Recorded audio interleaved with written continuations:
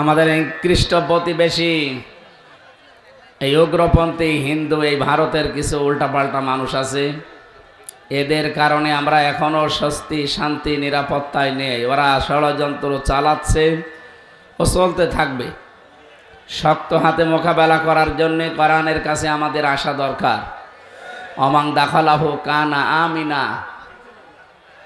আল্লাহ তাআলা জানিয়েছেন, হে নবী, কাবার চত্বরে যারা প্রবেশ করে তাদেরকে আমি নিরাপত্তা দিয়ে দেই। বাংলাদেশ তার কাবা শরীফ না, নাকি? কি কাবা শরীফ? কি ৬,০০০ কিলোমিটার দূরে আমরা আছি কাবা থেকে। সুতরাং এইটা যদি এখন আমরা শান্তি স্বস্তি নিরাপত্তা দিয়ে ঢেকে রাখতে চাই, কোরআনে কারিমের সূরা আনআমের ৮২ নম্বর আয়াতটা প্রতিফলন ঘটাতে হবে। আল্লাযীনা আমানু ওয়া লাম ইয়ালবিসু ঈমানাহুম বিযুলমিন উলাইকা লাহুমুল আমনু। আল্লাহ তাআলা বলেন, যারা ঈমান আনে আর ঈমানের সাথে কোনো মানুষ যদি শিরিক মিশ্রণ না করে, এখানে জুলুম মানে শিরিক, তাহলে উলাইকা লাহুমুল আমনু, এই মানুষগুলোই নিরাপত্তার হকদার। আমাদের এই জাতিকে মুশরিক বানানোর জন্যে, শিরিক অবাধে প্রচলন করার জন্যই ১৫.৫ বছরে বহু চেষ্টা হয়েছে, কিন্তু কাঙ্ক্ষিত মানে তারা যেতে পারেনি। আগে আল্লাহ তাদের শিকড় কেটে দিয়েছে। ফাকুতিয়া দাবিরুল কওমিল্লাযীনা যালামু, আল্লাহ বলেন জালেমদের শিকড় কাটা হয়ে গেছে। পৃথিবীর নিরাপত্তার একমাত্র মালিক কাবা শরীফকে যদি নিরাপত্তা দিয়ে ঢেকে রাখতে পারে, আমাদেরকে পারবেন না? আমরা শিরিক থেকে জাতিকে বাঁচাতে চাই। আল্লাহর ঘোষণা ১০০% সত্য হবে ইনশাআল্লাহ। যারা শিরিকের ভেতরে নিমজ্জিত, আপনি মনে করছেন তারা খুব নিরাপত্তায় আছে? দেখেননি পরশুদিন ট্রাম্প কি বলেছে, যে ১৬ লাখ ভারতীয় অবৈধ যারা আছে, সব বৈধ হোক অবৈধ হোক, ওই দেশে রাখবে না, সব পাঠিয়ে দেবে। আমাদের সাথে সম্পর্ক খারাপ করার কারণে ওদের আলু, ওদের পেঁয়াজ সব বর্ডারে পৌঁছে যাচ্ছে। আমাদের চিকিৎসা দেবে না, এজন্য আমরা এখন পাকিস্তান, তুরস্ক, চীন, অন্যান্য দেশে যাওয়া আরম্ভ অলরেডি করেছি। ওরা এখন না খেয়ে মরছে। আমাদেরকে ভয় দেখিয়েছিল মুশরিকরা, যে আমাদের দেশ থেকে আলু, পেঁয়াজ, চাউল যদি না যায়, এই উগ্রবাদী মৌলবাদী এরা কি খেয়ে থাকে দেখব। আমাদের খাবার চিন্তা করার দরকার নেই, তোদের নিজেদের খাবারের চিন্তা কর। আর এই যে মলং সাংবাদিক একজন আছে না, হকার, এই শয়তান কয়েকদিন ধরে উল্টাপাল্টা কথা ছড়াচ্ছে, যা আমরা চট্টগ্রাম নিয়ে নেব। আরে দাদা, আপনি কি যৌতুক নেবেন? আর মেয়ে তো পালিয়ে গেছে, যৌতুক কিসে? ও বিয়েই তো আমরা মানি না। এতদিন খালি মিথ্যা ছড়িয়েছে যে স্বামী স্ত্রীর সম্পর্ক। কিসের স্বামী স্ত্রী? যার সাথে গেছে তার তো ফুল হাতা, আর আমাদের হাফ হাতা। হ্যাঁ, আমাদের হাফ হাতা না? আর ও দাদার কি ফুল হাতার সাথে হাফ হাতা যায়? ওরে যদি এখন মুসলমানই বানাতে হয়, তে বুড়ো বয়সে গুড়া রেখে কেটে বাদ দেওয়া লাগবে। আমি কি এটা বানিয়ে বললাম? সূরা বাকারা ২ নম্বর পারা ১৪ নম্বর পৃষ্ঠা ৪ নম্বর লাইনের ২২১ নম্বর আয়াতে আছে, মাঝের অংশে আছে, ওয়ালা তুনকিহুল মুশরিকিনা হাত্তা ইউমিনু, যতক্ষণ পর্যন্ত মুশরিক পুরুষ ঈমান না আনবে, কোন মুমিনা নারীর প্রতি তাকে বিয়ে দেওয়া জায়েজ নেই। এই ফতোয়া দিয়েছেন কে? আরো জোরে বলেন কে? সুতরাং আপনি মুসলমান হবেন কিনা দেখেন আগে। আর মুসলমান এখন বানানোর তো কায়দাও নেই। কোন ডাক্তার দিয়ে বানাবো? দেখা যাচ্ছে গোড়া থেকে জিনিসপত্র তো নেই। জিনিসপত্র থাকলে বউ চলে যায়। এই কথা বলছে না কেন? দাদার বউ আছে? নেই। সবচাইতে বড় বিষয়, আপনি একটা মুশরিক। কি সত্যকে সত্য বলা যাবে না? সে যে মুশরিক, এবার ফতোয়া দেওয়া লাগবে। কয়েকদিন আগে সিঙ্গাপুরে গিয়েছিলাম, ওরা আমাকে আলোচনার বিষয় দিয়েছে, কাফের এবং মুসলমানের ভেতরে পার্থক্য কি।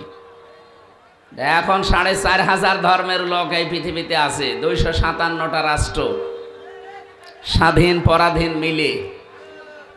195টা জাতিসংঘের আন্ডারে আছে, এখনো বাকিগুলো সদস্য হতে পারে নাই। এ সিঙ্গাপুর একটা।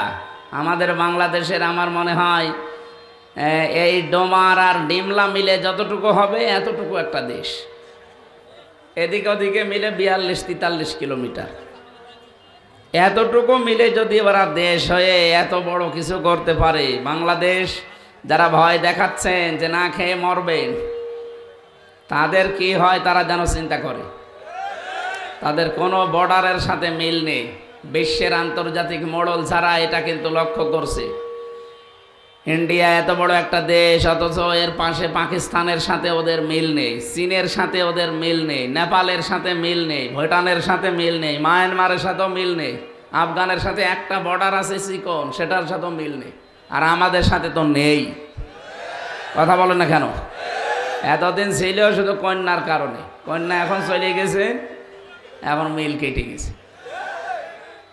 সম্মানিত ভাইরা, সবচাইতে বড় বিষয়, আপনারা স্বামী স্ত্রীর সম্পর্ক চাই বলেন না কেন, এটা কখনো জায়েজ হবে না যতক্ষণ ও দাদা হাফাতা না হবে। হাফাতা হওয়া এখন তো সম্ভব না। কি সম্ভব আছে যদি তাকে আল্লাহ হেদায়েত দান করে। আর সে যত অপরাধ করেছে, বিশেষ করে গণহত্যার সাথে জড়িত এই মোদি, একে আল্লাহ হেদায়েত দেবে বলে আমার মনে হয় না। কারণ পৃথিবীর ইতিহাস এইটাই বলে, যারা গণহত্যার সাথে জড়িত, দেখেন চেঙ্গিস খান, হিটলার, ফেরাউন, নমরুদ, এদেরকে আল্লাহ হেদায়েত দেয়নি। এরা কিন্তু শেষে এসে ফেরাউন চেষ্টা করেছিল, লা ইলাহা ইল্লাল্লাযী আমানাত বিহি বানু ইসরাঈল ওয়া আনা মিনাল মুসলিমিন। ও বলেছিল আমি তো ঈমান আনলাম, বনি ইসরাঈলরা যার উপরে ঈমান এনেছে তার উপরে আমি তো মুসলমান। এরপরও ফেরেশতারা পানিতে আমারে বারবার চুবায়, আল্লাহ তুমি দেখো না? আল্লাহ বলেন আল আন, এখন অকদ আসাইতা ক্বাবলু ওয়া কুনতা মিনাল মুফসিদিন, এর আগে তুমি বড় ফ্যাসাদকারী ছিলে, সন্ত্রাসী, ফ্যাসিবাদী, স্বৈরাচার, যেটা এই 15.5 বছরে দেখলাম। কথা বললেন না? এইটাই দেখলাম না বলেন তো? এই যে বাস্তবে যারা অপরাধ করতে করতে একেবারে সীমা ছাড়িয়ে যায়, ইন্নামা নুমলি লাহুম লিয়াজদাদু ইসমা, আল্লাহ বলেন যারা সীমা ছাড়িয়ে যায় ওই মানুষগুলোকে আর হেদায়েত দেওয়ার মতো কায়দা থাকে না। সুতরাং ওরা সীমা ছাড়িয়ে গেছে, তো ওদেরকে আল্লাহ হেদায়েত দেবে কি করে? ফেরাউন যেমন সীমা ছাড়িয়েছিল, ওকে আল্লাহ আর হেদায়েতের পথে ফিরিয়ে নিয়ে আসেননি। 15.5 বছরে 1628টা চেয়ারে যারা ছিলেন, আমি তো এই চোখে দেখেছি, আপনারাও সীমা ছাড়িয়ে গেছেন।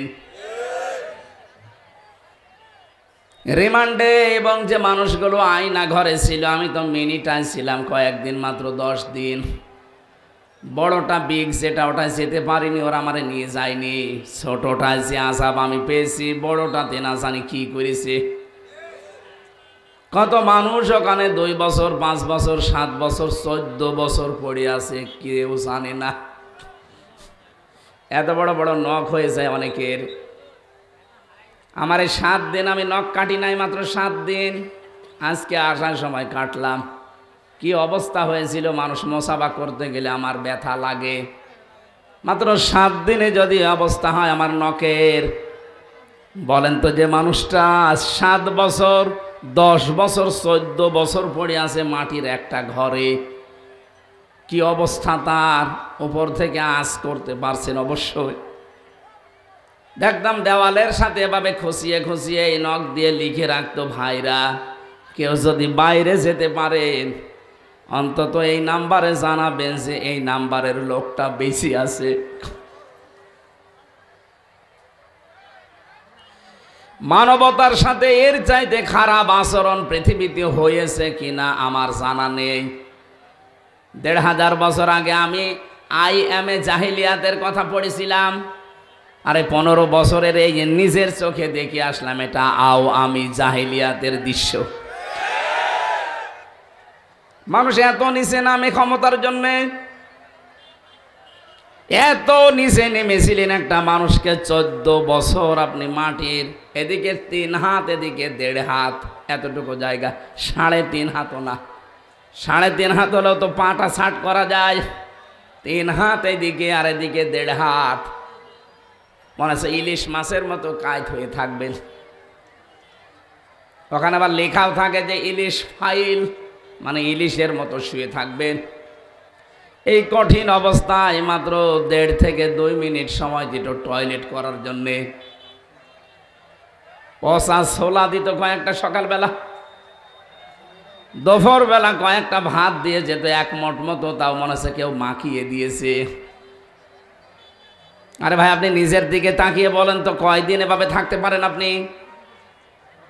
2-3 ঘন্টা 5 ঘন্টা থাকলে তো অবস্থা খারাপ হয়ে যায়। এরপরও আবার পায়ের সাথে শিকল বাঁধা থাকে, কারো কারো হাতের সাথে হ্যান্ডকাপ দেওয়া থাকে। শুধু হ্যান্ডকাপ দিয়ে লাগিয়ে দিলেতে হয়, পাশে যে রড দেওয়া আছে রডের সাথে দিয়ে হ্যান্ডকাপ লাগায়। দৃশ্যগুলো দেখে মানুষ যে কান্নাকাটি করে, ওর ভেতরে আওয়াজ তো আর বাইরে আসে না, পাগল হয়ে যাওয়ার মতো। আমি তো 10 দিনে হাফ পাগল হয়ে গেছি। 3টা বছর আমাকে ফাঁসির কন্ডেম সেলে রেখেছিল ঠিক, কিন্তু ওই 10 দিনের মতো আমার মনে হয় আমার জীবনে 10 বছর চলে গেছে। এরপরও অনেকে এখনো পর্যন্ত জালেমের সাফাই গায় যে কি হয়েছে, আপারে পালিয়ে যাওয়া লাগলো। শয়তান, তোমার সাথে তো হয়নি। তোর বাপরে যদি ওইভাবে গুম করে আয়না ঘরে রেখে দিতে 10 বছর, তখন তুই টের পাতিস কি হয়েছে। তোমার সাথে তো হয়নি। যারা ভুক্তভোগী তারা টের পাচ্ছে কি হয়েছে। বলেন তো, ছোট্ট একটা বিষয় আমি জানালাম, এটা নিজের চোখে দেখা, তাহলে এর চাইতে বিগ যেটা, এটা তো মিনিটা, বিগ যেটা, বড় যেটা, তার অবস্থা কত ভয়ঙ্কর হতে পারে। হঠাৎ রাত 2টা-3টার সময় 8-9 জন চোখ মুখ বাঁধা এসে কালো কাপড়, কি হয়েছে, এই তাড়াতাড়ি নেন, কি করব, প্রস্তুতি নেন, আপনাকে ক্রস দেওয়া হবে। বলেন ওই সময় মানুষের জীবন থাকে? কথা নেই, বার্তা নেই, আপনি ঘুমাবেন, ঘুমানোর তো কায়দা নেই, কারণ ঘুম আসতে চায় না। হঠাৎ করে যদি রাত 2টার দিকে এসে বলে চলেন, মুখ চোখ সব বেঁধে নেয়, হাত হ্যান্ডকাপ দিয়ে পেছনে বেঁধে দেয়, এরপরে গাড়িতে তুলে সারা রাত কোথায় কোথায় ঘোরায়। হঠাৎ করে দেখবেন আপনি গাজীপুরের এক জঙ্গলে, কি এখানে কি, বলে দৌড়া, যেই দৌড়াবেন পেছন দিক থেকে গুলি করে বলবে ক্রস ফায়ারে মারা গেছে। এই ছিল দৃশ্য বাংলাদেশের। আমি কি বেশি বললাম? বলেন, একটাও বেশি হয় না, আরো কম হয়ে গেছে, কারণ আমার নিজের সাথে যা ঘটেছে সেটা বললাম, আর আমার সাথে যারা ছিল ওদের মুখে শোনা কথা। এই রকম দেশ ছিল, এটা প্রচার হচ্ছে, আন্তর্জাতিক মিডিয়ায় চলে যাক। ওরা মানুষকে এতদিন ধোঁকা দিয়ে বোকা বানিয়ে এই ক্ষমতার চেয়ারে বসেছিল। বলে নির্বাচিত ছিলাম, আমাকে উৎখাত করা হয়েছে। শয়তান, কিসের নির্বাচিত? আজ 15 বছর তো ভোটই হয়নি। বলেন না কেন? ট্রাম্প আজকে ধন্যবাদ জানায়নি যে বাংলাদেশে নির্বাচনের রোড ম্যাপ দিয়েছে, এই জন্য ধন্যবাদ দিয়েছে যে না, বাংলাদেশে যারা দায়িত্বে আছে তাদের ধন্যবাদ যে তারা নির্বাচন দিচ্ছে। তার মানে বিশ্ব এতদিন জানে যে দেশে কোনো নির্বাচন হয়নি। আর আপনি এত বড় মিথ্যা কথা, একটা হাসি মানুষ, সে পাঁচি হোক আর হাসি হোক, এত বড় মিথ্যা কথা একটা হাসি মানুষ বলে কি করে? না, আপনার এই কথাগুলো বিশ্বে প্রচার হলে আমরা হাসির পাত্র হয়ে যাব। সারা দুনিয়া জানবে যে বাংলাদেশে তো এমনি মিথ্যা কথা বলতো, তো এখনো মিথ্যা ছাড়েনি। কথা বলেন না কেন? আমি আশা করছি আপনারা আর মিথ্যা কথা বলবেন না। এ দেশটা বিশ্বের 257টা দেশের ভেতরে একটা উজ্জ্বল দৃষ্টান্ত। সারা জীবন ভারত আমাদের বিপক্ষে মিথ্যাচার করেছে যে আমাদের দেশে নাকি সংখ্যালঘু নির্যাতন হয়, অথচ এখন সবচাইতে বিশ্বে বেশি সংখ্যালঘু নির্যাতন ভারতে। ওরা মুসলমানদেরকে গরু খাওয়ার অপরাধে জবাই করে, আল্লাহর ঘর মসজিদগুলো কালকেও একটা ভেঙেছে। সারা বিশ্বে শুনি যে মাটির নিচে বিভিন্ন মানুষ তেল পায়, গ্যাস পায়, সোনা পায়, লোহা পায়, আর এই শয়তানরা সব মাটির নিচে মসজিদ পায়। ওরা মাটির নিচে এখন মন্দির পাচ্ছে, মসজিদগুলো ভেঙে ভেঙে বলছে এখানে 500 বছর আগে মন্দির ছিল। জবাই করা দরকার হয় মুশরিকদেরকে। আল্লাহ তো কোরআনে এমনি দেয়নি, ইয়া আইয়ুহাল্লাযীনা আমানু ইন্নামাল মুশরিকুনা নাজাসুন, হে ইমানদারেরা ভালো করে শোনো, মুশরিকরা অপবিত্র, ফাকতুলুহুম, তাদেরকে হত্যা করো যেখানে পাও। এমনি বলেন, আমার মনে হয় এই কারণে বলিস, যারা আল্লাহর ঘর ভুয়া ধোয়া তুলে ভেঙে দিতে পারে। বলে 500 বছর আগে এই জায়গায় মন্দির ছিল, আমরা ভেঙে আবার মন্দির বানাবো। এখন যদি বলে ঢাকার স্বামীবাগের ইস্কন মন্দির যেটা, এটা 500 বছর আগে মসজিদ ছিল, বলেন কি করবেন? আমাদের ধর্মে যেহেতু বাড়াবাড়ি নেই, আমাদের ধর্মে যেহেতু জোর জবরদস্তি নেই, এই জন্যে 850 বছরে এলাকাটা মুসলমান শাসন করেছে। এরপরও একজন হিন্দুকেও জোর করে আমরা মুসলমান বানাইনি। কথা বলেন না কেন? যদি ধর্মে আপনাদের মতো এরকম উগ্রপন্থী উগ্রতা থাকতো, আমাদের ধর্মে বাড়াবাড়ি থাকতো, আল্লাহর কসম এই এলাকায় একটা হিন্দু থাকতে পারতো না, সব মুসলমান হয়ে যেত। আমরা পরধর্ম সহিষ্ণু জাতি এই পৃথিবীতে। 257টা রাষ্ট্রে এখন রেকর্ড বের হচ্ছে, সবচাইতে বেশি সাম্প্রদায়িক সম্প্রীতি নিয়ে মানুষ বাস করে বাংলাদেশে। গতকালকেও পঞ্চগড়ের একজন আর ওই যে ঝিনাইদহ মাগুরা, এই 2 জেলার 2 মহিলা গেছে ইন্ডিয়াতে, ওরা হাতের চিকিৎসা করাবে এই জন্য গেছে। ওখানে হিন্দু সাংবাদিক ওই মলম যেটা আছে, এরকম কিছু আছে না জারজ, এই জারজগুলোর নামে কালকে দেখলাম এই জারজের নামে একটা মামলা হয়েছে, যে চট্টগ্রাম নিয়ে নেবে এই কথা জানিয়েছিল। এদেরকে যে বলছে আপনাদের মনে হয় বাংলাদেশে টিকতে দিচ্ছে না, আপনাদের মেয়েদেরকে মনে হয় রেপ করা হয় না, বলছে না 5 তারিখের পর থেকে আমরা আরো সব চাইতে বেশি নিরাপদে আছি। এই 15.5 বছরই আমরা ঝামেলায় ছিলাম। শয়তান কথা শোনার পরে ওর মুখ গেছে বিড়ালের মতো। এটা আন্তর্জাতিক বিশ্বে আজ মিডিয়াতে প্রচার হচ্ছে, তামাম দুনিয়া এখন জেনেছে যে এরা উগ্র, এরা সবচাইতে মানবতার জন্য মারাত্মক শত্রু। ট্রাম্প একজন খ্রিস্টান, ডোনাল্ড ট্রাম্প কি বলেন? তাদের খ্রিস্টান ধর্মের মেয়েদেরকেও এই মুশরিকরা ছাড়ে নাই। আপনারা দেখেননি ভারতে উলঙ্গ করে খ্রিস্টান 2টা মেয়েকে হাঁটিয়েছে, এটা ট্রাম্প দেখছে না? ও সাথে মাতাল হলেও তাহলে ঠিক আছে, এখানে ক্ষমতা পাওয়ার পরে 20 তারিখে জানুয়ারি তার শপথ হবে। ও বলেছে শপথ নেওয়ার পরেই 16 লাখ ভারতীয় যারা আছে এই দেশে আমেরিকায় সব পাঠিয়ে দেব। এবার ঠেলা টের পাবে। মানুষের ক্ষতি করতে গেলে আল্লাহ কিন্তু তারে ছাড় দেয়, ছেড়ে দেয় না। যা করেছেন মানব হত্যার সাথে আপনারা জড়িত, গণহত্যার সাথে যারা জড়িত, এই মানুষগুলোকে আল্লাহ বলেন আমি ঘৃণিত করে দেই। আর যারা মানুষের বিরুদ্ধে দুর্বিসন্ধি করে, ষড়যন্ত্র করে, বিপদে ফেলে দেয়, যেখানে বসে বসে এই কাজ করে ওই জায়গাটাও আল্লাহ অভিশপ্ত করে দেয়। এর প্রমাণ বাংলাদেশ। না, মাইকটা নেওয়া আমার মনে হয় ঠিক হয়নি। এ মাইক কোনো মাহফিলে দেবেন না। যারা পারবেন না সে কাজ করতে যান কেন? এখন বলেন যে আপনার কারেন্টের ভোল্টেজ নেই কেন? 4-5টা জেনারেটর নিতে পারেননি? আমার এই গলাটা এখন ভেঙে গেলে এখন আমার অনুষ্ঠান বাকিগুলো কি হবে? যে এখনই তো গলা ভেঙেছে, এই জন্যে যে আসতে চায় না বাইরের গুলোতে। সূরা নমল 19 নাম্বার পারার 20 নাম্বার পৃষ্ঠা 7 নাম্বার লাইনে আছে, এটা 52 নাম্বার আয়াত। আমি আয়াতটা বাংলাদেশের সাথে মিলিয়ে দেখেছি। ফাতিলকা বুয়ুতুহুম খাবিয়াতাম বিমা যালামু। আল্লাহ পাক বলেন একটু তাকান, এই সেই ঘরগুলো খাবিয়াতান আমি জনশূন্য করে দিয়েছি, পরিত্যক্ত বানিয়ে দিয়েছি। বিমা যালামু, কারণ এখানে বসে বসে জালেমরা জুলুমের দুর্বিসন্ধি করত। এটা কত বাস্তব। আপনি ওই ধানমন্ডির বাড়ি থেকে শুরু করে বাংলাদেশের 630টার উপরে থানা আছে, যত জায়গায় জালেমদের বাড়ি ঘর আপনি তাকান, যেখানে মানুষের বিরুদ্ধে ষড়যন্ত্র হতো, ওই বাড়ি ঘরগুলো আজ আল্লাহ পরিত্যক্ত বানিয়ে দিয়েছেন। আমার কুষ্টিয়ার হানিফের বাড়ি যান, দেখবেন ওটা এখন জাতীয় টয়লেট হয়ে গেছে। কি কথা বলে না কেন? আমি এই যে কয়েকদিন আগে কিশোরগঞ্জে গিয়েছিলাম, জেলা কিশোরগঞ্জ, ময়মনসিংহ। যে অফিসটা দেখে আসলাম, জালেমরা যেখানে দুর্বিসন্ধি করত ওই জায়গাটা পর্যন্ত এখন গণ টয়লেট হয়ে গেছে। তাহলে আমরা এই সমস্ত দৃশ্যগুলো দেখে কি নিতে পারি? ইন্না ফি যালিকা লায়াতাল লিকাউমিন ইয়ালামুন। আল্লাহ পাক বলেন এখানে শিক্ষা আছে তোদের জন্যে।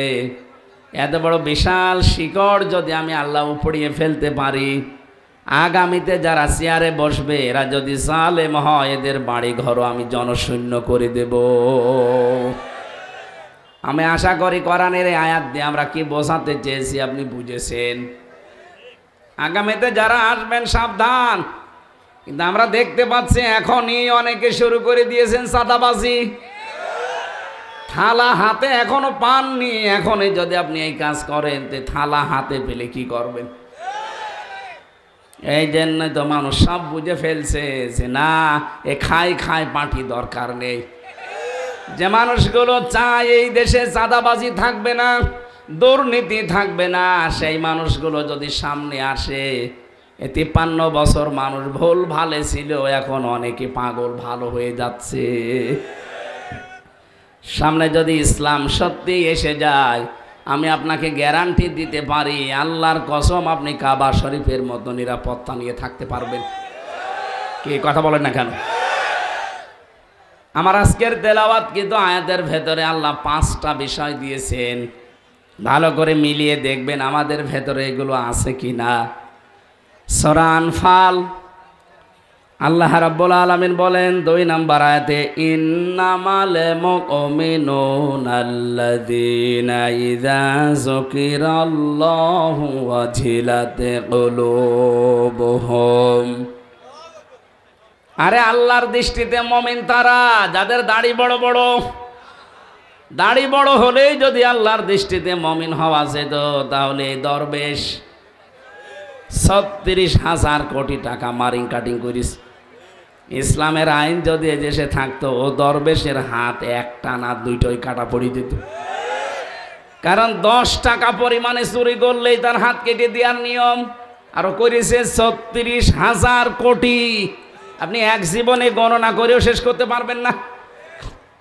পদ্মা সেতু কয়েকবার ওরা বাজেট করে করেও বানিয়েছে 32,000 কোটি টাকা দিয়ে।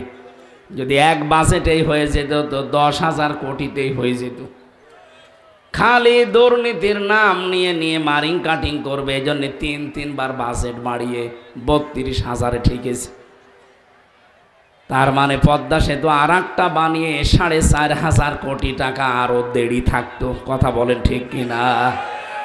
এত বড় বিশাল অপরাধ যে মানুষগুলো করেছে, তাদের চেহারা দেখেছেন, মনে হচ্ছে জান্নাত থেকে পালিয়ে এসেছে। এই জন্য আমরা আহ্বান জানাচ্ছি, আল্লাহর দৃষ্টিতে আমাদের মুমিন হওয়া লাগবে। আল্লাহর দৃষ্টিতে মুমিন তারা যে মানুষগুলোর সামনে আল্লাহর নাম উচ্চারণ হলে ওয়াজিলাতে কুলুবুহুম, তাদের ভেতরে অন্তরাত্মা কেঁপে কেঁপে উঠবে। ওয়াইদা তুলিয়াত আলাইহিম আয়াতু, এই মানুষগুলোর সামনে আল্লাহর আয়াত তেলাওয়াত হলে যাদাতুহুম ঈমানা, তাদের ঈমান যা আছে আরো বেড়ে যাবে। ওয়া আলা রাব্বিহিম ইয়াতাওয়াক্কালুন, এই মানুষগুলো বাড়ি যাওয়ার সময় একবারে ভরসা করে যাবে কার উপরে? এই শব্দটা নিয়ে আমাদের মুসলমানদের ভেতরে একটা ভেজাল আছে, দুর্বিসন্ধি আছে, যে আমরা মনে করি আল্লাহর উপরে ভরসা মানে আন্দাজে হাঁ করে বসে থাকা। না, নবীজি নিজের জীবনে তাওয়াক্কুল যেটা, ভরসা যেটা, এটা তিনি দেখিয়েছেন। হিজরতের রাতে আল্লাহর নবী মুহাম্মদ রাসূলুল্লাহ যেদিকে যাওয়ার কথা ওদিকে না গিয়ে উল্টা পথে গিয়েছিলেন মদিনায়। শুধু এতটুকুই শেষ করেননি, হযরতে আবু বকরকে বলেছিলেন যাওয়া লাগতে পারে, তুমি প্রস্তুতি নিয়ে রাখবে। হযরতে আবু বকর একটা গোলামকে সাথে নিয়েছিলেন পথ চিনানোর জন্যে, আর নিজের সন্তান হযরতে আব্দুল্লাহ ইবনে আবু বকর তাকে ডাক দিয়ে বলেছে, তুমি এক কাজ করবা আব্দুর রহমান, প্রতিদিন আমাদের পেছনে পেছনে একটু খবর রাখবা।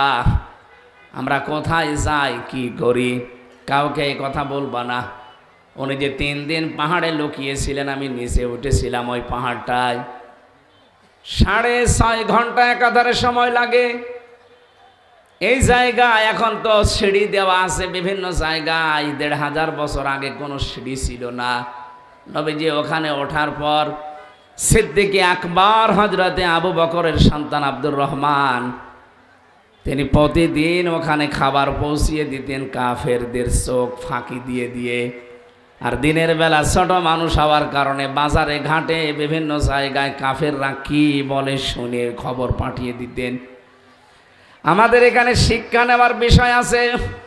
নবীজি যদি আল্লাহকে বলতেন, আল্লাহ তুমি আমাকে এই জায়গা থেকে হেলিকপ্টার পাঠাও বা রফ পাঠাও, বোরাক পাঠাও, আমি এখান থেকে একবারে মদিনায় যেয়ে পড়ে যাই, পারতেন না? বলেন। কিন্তু যে নিয়ম নীতি পৃথিবীতে আছে না, আল্লাহ পাল্টাবে না।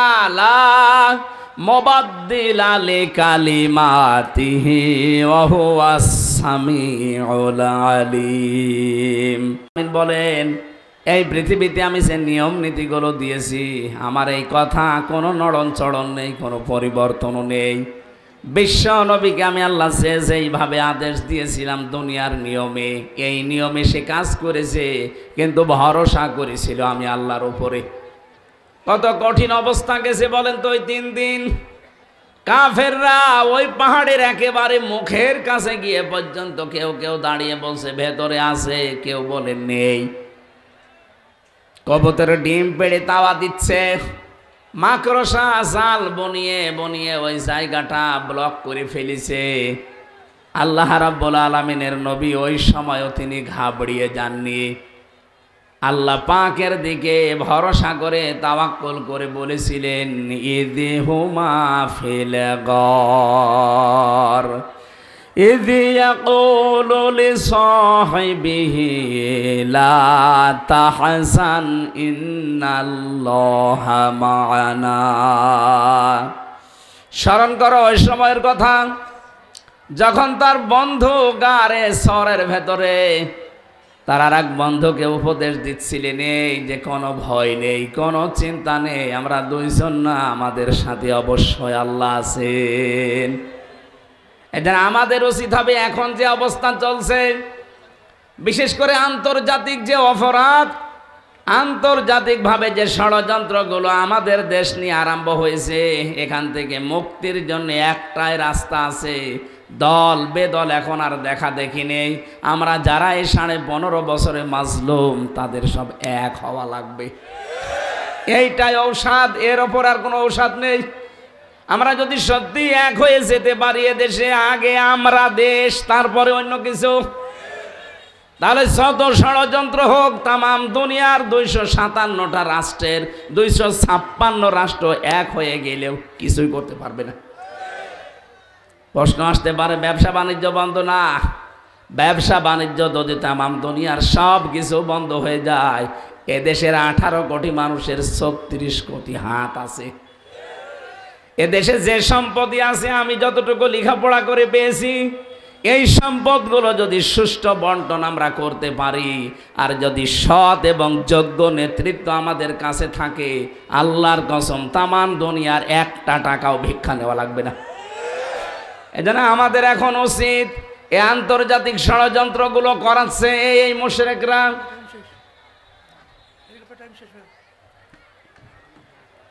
যারা চেষ্টা চালাচ্ছেন। আরে ভাই, আপনি অনেকে চিন্তা করছে আমি তো কিছু পাইনি, অনেকে অনেক কিছু পেয়েছে, পাক। আপনি কিচ্ছু পাননি, কিন্তু জালেম থেকে তো হালকা মুক্তি পেয়েছেন। এইটাই কম কিসের? এখন আপনি বাইরে গেলে খুন, ঘরে থাকলে গুম, এই সিস্টেম এখন আর নেই। আর কিছুদিন যেতে দেন। কোরআনে কারীম যদি সত্যি আপনার উপরে দেশে ছায়া ফেলতে পারে, কাবা শরীফের মতো নিরাপত্তা দিয়ে 56,000 বর্গ মাইল আল্লাহ ঢেকে রাখবে। আর ওইটা যখন সামনে দেখতে পাবেন, তখন আমাদের কাজ হবে আল্লাযীনা ইউকিমুনাস সালাতা ওয়া মিম্মা রাযাকনাহুম ইউনফিকুন। নামাজ আগে না, আগে ইমান ঠিক রাখা দরকার। ইমান আজকে চুরি করার জন্য কতগুলো লাইন ওরা খুলে রেখেছিল, ওই লাইনগুলো এখন আস্তে আস্তে বন্ধ হচ্ছে। কথা বলছেন আপনি? আপনি টের পাচ্ছেন না? জ্ঞানী মানুষ টের পাবে। কতগুলো লাইন ওরা খুলে রেখেছিল আমাদের ইমানকে চুরি করার জন্য, নষ্ট করার জন্য। ওই রাস্তাগুলো এখন ব্লক করা হচ্ছে। সম্মানিত মা বোন যারা এসেছেন, আপনার জন্য একটাই ওয়াজ আমার, যাদের স্বামী বেঁচে আছে এই মানুষগুলোকে সন্তুষ্ট রাখবেন। আর স্ত্রী যাদের বেঁচে আছে, স্বামীদের জন্য সবচাইতে বড় ওয়াজ, নিজের স্ত্রী বাদ দিয়ে অন্য কাউকে কামনা করাই জায়েজ নেই। এই জন্য যারা পরকীয়া প্রেমী আছেন এই মুহূর্তে তাওবা করে ফিরে আসেন। ফিরে আসবেন কারা কারা? হাত তোলেন তো। এই মুরব্বি, কার সাথে লাইন করেন আপনি? হ্যাঁ, মুরব্বি বয়সে এখনো চরিত্র পাল্টাননি ভাই। আজকে আসলে মাহফিলটা যারা হেলিকপ্টারে করে নিয়ে এসেছে ওনাদের মাহফিল, এইটাই তো আমি একটু বেশি হয়ে গেল। আগামী থেকে রাতের বেলায় মাহফিলটা নিয়ে, দিনের বেলায় একটু সমস্যা আমার, আর শারীরিক অবস্থা চারিদিক থেকে খেয়াল করে আমি আজকে আর আগাতে পারছি না। পাইলট ওদিকে তাড়াতাড়ি করছে, ওনাদের আবার ঢাকায় পৌঁছানো লাগবে আর একটা অনুষ্ঠান শেষ করে। আজকের মতো আমরা শেষ করলাম। আমিন, আল্লাহুম্মা আমিন।